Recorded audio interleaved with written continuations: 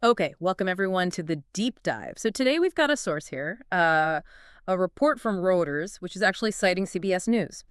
And it's about a pretty significant announcement that seems to have just happened. That's right. And our job today really is to stick just to this one report.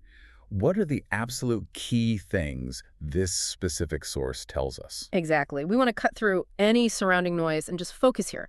What did this report actually say happened? It's kind of like our mission, you know? Zeroing in, no bringing in outside stuff, just what's reported right here. Okay, so let's dive in. First things first. The report states that former President Trump signed something called a proclamation. Right, a proclamation.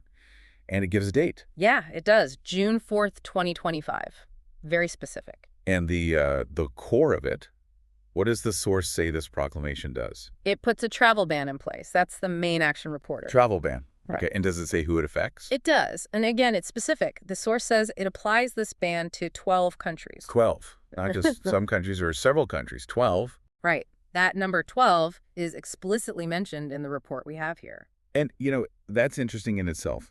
The source highlighting these very concrete details. Like what? Well, the date, June 4th, 2025. Pinpointing. Exactly. Yeah? And the number of countries, 12, right from the get-go.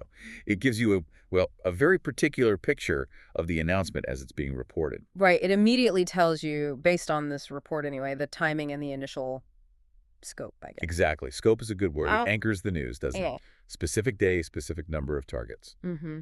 It makes it clear this isn't reported as some kind of universal thing. It's targeted. At least that's what the source indicates by using that number. That focus on 12 is definitely a key detail reported by the source. So understanding these specific reported points, Trump signs a proclamation. Yep, on June 4th, 2025. It's reported as a travel ban.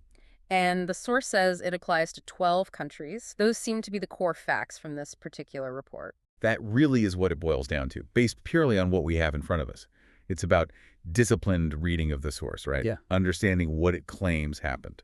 Absolutely. Letting the report guide what we take away. So thinking just about this report then, what does it leave us chewing on? Well, here's something maybe for you, the listener, to consider. Sticking strictly to what this source reported.